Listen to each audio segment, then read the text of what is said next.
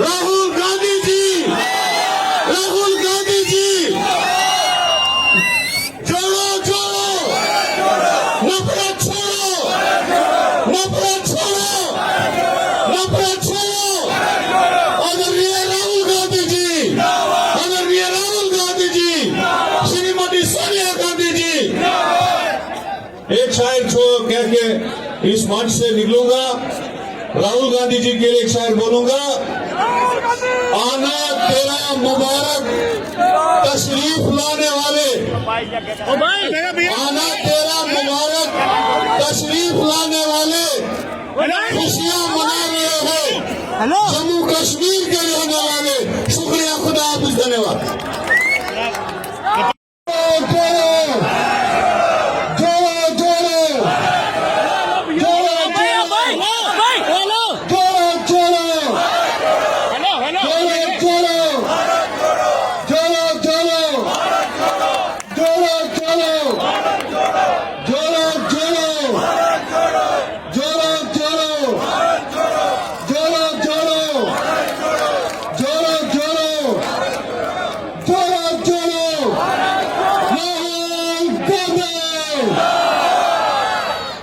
धन्यवाद।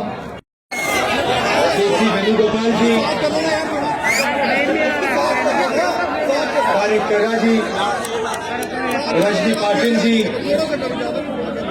विकार रसूल जी, गुलाम मीर जी, रमन भल्ला जी, चरणजीत चन्नी जी, दिग्विजय सिंह जी, जयराम रमेश जी, नीरज कुंदन जी, शबाब सबरी जी। भाई आप नहीं बना रहे, थोड़ा सीधे हो जाओ ना। कांग्रेस पार्टी के हमारे सब प्यारे कार्यकर्ता, भाई और बहनों, युवाओं, प्रेस के हमारे मित्रों, आप सबका यहाँ बहुत बहुत स्वागत। आप आज हमारे साथ भारत जोड़ो यात्रा में चले, 23 किलोमीटर चले। आपने अपनी शक्ति इस यात्रा को दी, हमारे साथ आप खड़े हुए, आपने अपना प्यार दिया हमें। इसके लिए मैं आप सबको दिल से धन्यवाद करता हूं।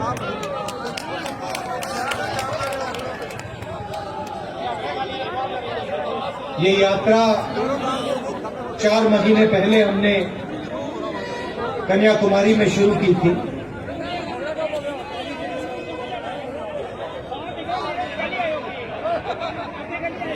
बहुत कुछ सीखने को मिला।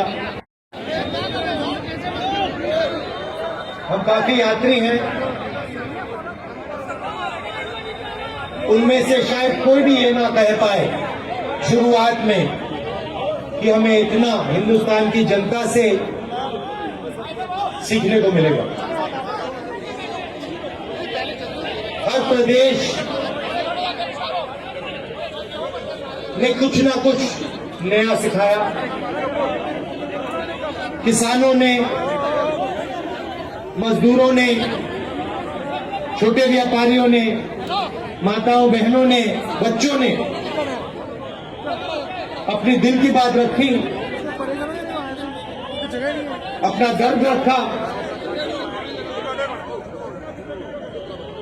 किसानों ने हमें देश की पॉलिसियों के बारे में बताया, छोटे व्यापारियों ने जीएसटी के बारे में, नोटबंदी के बारे में, कोविड में क्या हुआ, क्या होना चाहिए था, सब कुछ हमें बताया, समझाया। अलग अलग भाषाएं हैं, अलग विचार हैं, अलग हिस्ट्री है, अलग इतिहास है, मगर सब एक साथ मिलकर मोहब्बत के साथ इस देश में रहते हैं। जैसे मैंने कहा, नफरत के बाजार में हम मोहब्बत की दुकान खोलने निकले थे और देखने को मिला कि लाखों करोड़ों लोगों ने इस देश में मोहब्बत की दुकानें खोली हैं। हर प्रदेश में सड़कों पे बारिश में, गर्मी में, सर्दी में हमें ये देखने को मिला। देश के सामने कठिनाई जरूर है,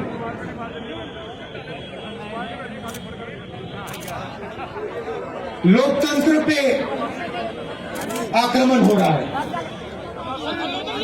उस बात को आप सबसे बेहतर समझते हो। या हमने पार्लियामेंट में मुद्दे उठाने की कोशिश की, लोकसभा में, राज्यसभा में हमने भाषण देने की कोशिश की, नोटबंदी पे, गलत जीएसटी पे, किसान बिल पे, जो चाइना हिंदुस्तान की जमीन ले गया है, 2000 स्क्वायर किलोमीटर ले गया है, उस पे, मगर हमें लोकसभा में बोलने नहीं दिया। जैसे ही हम बोलने की कोशिश करते थे, माइक ऑफ कर दिया जाता था। मैंने भाषण की शुरुआत में आप सबसे कहा, प्रेस के हमारे जो मित्र हैं उनका यहां मैंने स्वागत किया, मगर इनका भी काम लोकतंत्र की रक्षा करने का होता है। टीवी पे, अखबारों में, मैगजीन्स में सच्चाई रखने का इनका काम होता है। पिछले प्रेस कॉन्फ्रेंस में मैंने इनसे सवाल पूछा, प्रेस वालों से सवाल पूछा, आमतौर से ये पूछते हैं। मैंने पूछा, भैया एक बात बताओ, आप नरेंद्र मोदी जी का चेहरा 24 घंटे दिखाते हो, आप ऐश्वर्या राय जी की बात करते हो,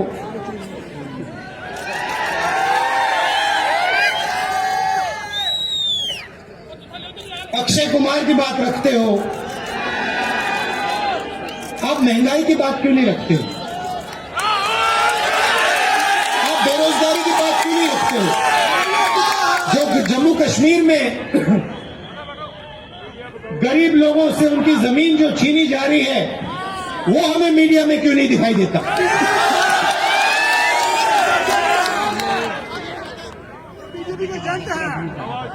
जो कश्मीरी पंडितों के साथ यहां सरकार अन्याय कर रही है। आज सुबह मेरे साथ मेरे से मिलने एक डेलीगेशन आया और उन्होंने अपनी बात रखी। मैं हैरान हो गया। उन्होंने कहा, और मैं मीडिया के सामने ये कहना चाहता हूं, उन्होंने मुझसे कहा कि जब उनका डेलीगेशन लेफ्टिनेंट गवर्नर के पास गया तो लेफ्टिनेंट गवर्नर ने उनसे कहा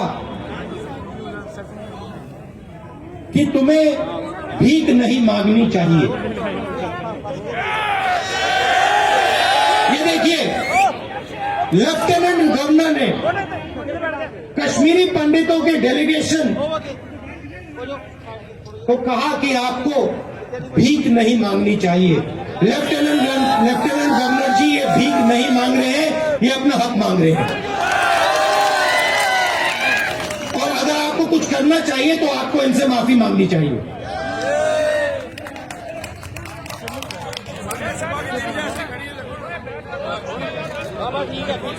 यहां पे जम्मू कश्मीर में मैं आया और यहां पे आपके लोग मुझसे मिल रहे हैं, माताएं, बहनें, युवा, बच्चे, किसान सब मिल रहे हैं। यहां आते हैं, सड़क पे आते हैं, मेरे साथ चलते हैं और अपने दिल की बात रखते हैं। 2-3 चीजें मैं जो वो मुझे कह रहे हैं मैं आपको कहना चाहता हूं। वो आप जानते हो मगर मैं दोहरा देता हूं। सबसे पहले मुझे कहते हैं कि जम्मू में जो पहले, अभी आता हूं बेरोजगारी के बारे में बोलता हूं, कहते हैं कि जो पहले जम्मू के लोग व्यापार करते थे, जम्मू कश्मीर के लोग चलाते थे, आज बाहर के लोग जम्मू और कश्मीर को चला रहे हैं। और हमारा जो हक है, हमारी जो आवाज है, उसको एडमिनिस्ट्रेशन सुनता नहीं।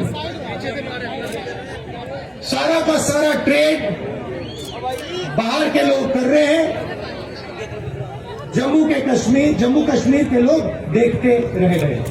पहली बात। दूसरी बात, हिंदुस्तान में सबसे ज्यादा बेरोजगारी जम्मू कश्मीर में है और जम्मू में है। तो यहां पे स्टूडेंट्स पढ़ाई करते हैं, कोई इंजीनियर बनना चाहता है, माता पिता शिक्षा के लिए पैसा देते हैं, कोई डॉक्टर बनना चाहता है, कोई लॉयर बनना चाहता है, कोई आर्मी में जाना चाहता है। पढ़ाई करने के बाद पता लगता है कि इस प्रदेश के लोग, प्रदेश के युवा लॉयर, डॉक्टर, इंजीनियर नहीं बन सकते। पहले एक और रास्ता था, आर्मी का रास्ता था, वो भी आज बंद कर दिया। बीजेपी के लोग नई योजना लाए हैं, अग्निवीर योजना लाए हैं, और इनको जो आर्मी का इथस है,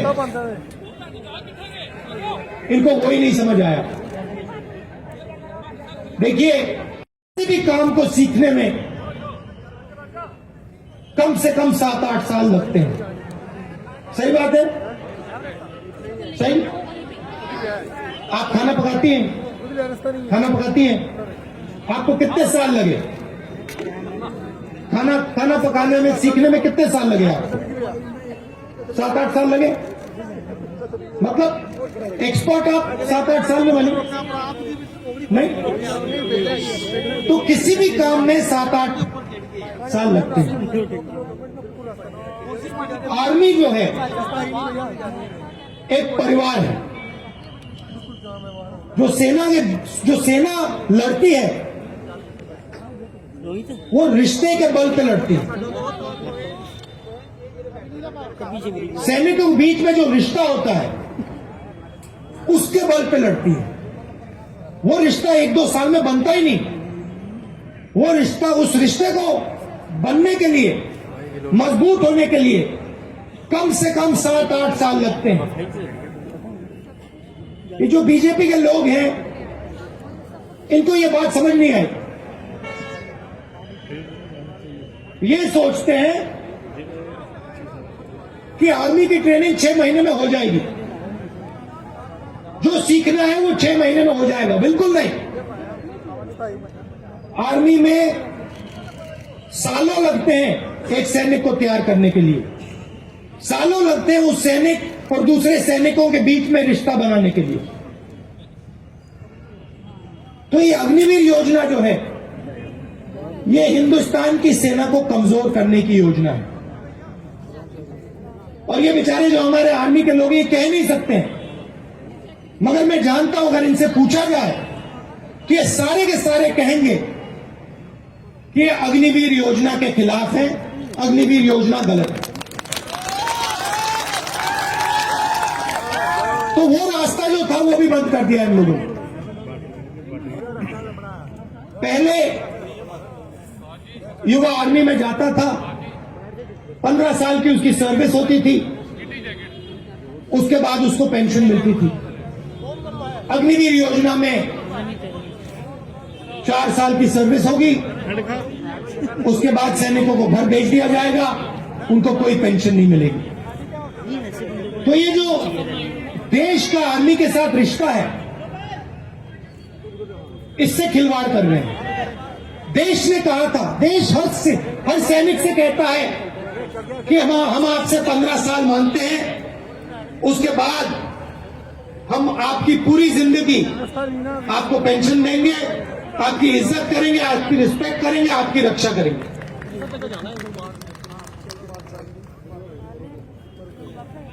तो ये अग्निवीर योजना जो पहले युवाओं के लिए एक रास्ता था, ये भी इन्होंने बंद कर दिया। बेरोजगारी क्यों आ रही? क्योंकि सरकार चुने हुए 2-3 उद्योगपतियों के लिए काम कर रही है। ये देखो, यहाँ पे आपका पूरा का पूरा व्यापार जो भी आप करते हो, सारा का सारा आज चला जाएगा। सच्चाई है। और नरेंद्र मोदी जी ने आपसे कहा था कि देखिए, नोटबंदी काले धन के खिलाफ योजना है। काला धन मिट गया क्या? नहीं मिटा ना। भाई और बहनों, नोटबंदी और गलत जीएसटी योजनाएं नहीं है, ये हथियार है। ये छोटे व्यापारियों को, स्मॉल और मिडिल साइज बिजनेस वालों को मारने के, खत्म करने के हथियार है। और सच्चाई ये है कि इस देश को रोजगार सिर्फ ये लोग दे सकते हैं।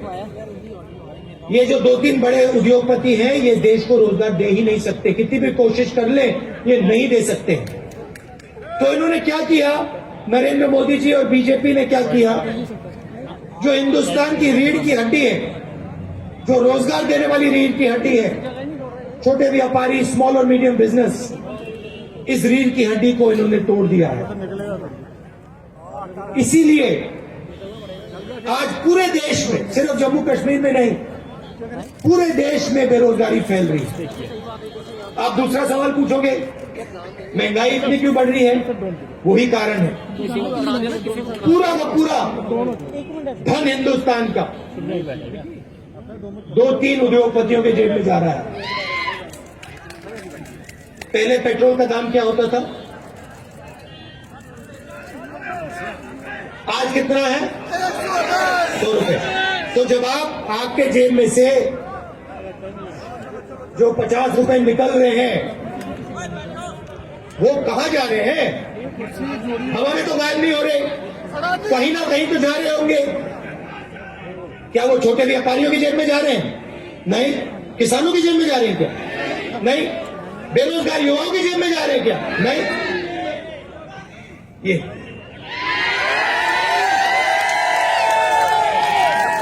गैस सिलेंडर के दाम बढ़ रहे हैं, उसका पैसा कहां जा रहा है? वो भी 3-4 लोगों के पास। अभी यहाँ पे आपका सेब आते हैं, सेब बिकते हैं, फायदा किसको जाएगा देख लेना। तो पूरा का पूरा धन, देश का पूरा धन 3-4 लोगों के हाथ में जा रहा है, और बाकी हिंदुस्तान बेरोजगारी, महंगाई का सामना कर रहा है। इससे हमने ये यात्रा, और इसमें आपने हमारी जबरदस्त मदद की है। आप ये मत सोचिए कि 3500 किलोमीटर चलना आसान, ये आसान काम नहीं है। जब हमने शुरू किया था, हमने सोचा कि ये देखो काफी मुश्किल काम है, मगर चलने के बाद पता लगा ये तो आसान है, कोई मुश्किल नहीं है इसमें।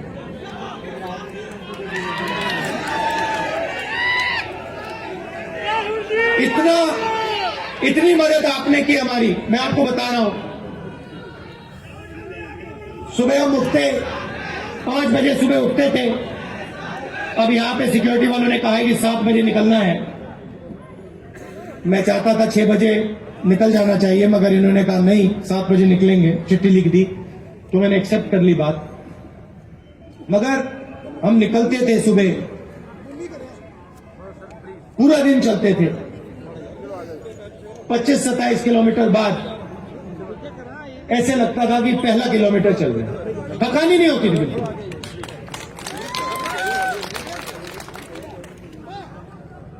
पूरा अपने पूरी मदद की, पूरी शक्ति डाली, प्यार दिया यात्रा को। किसी को चोट लगती थी आप एकदम उठा लेते थे, मदद करते थे।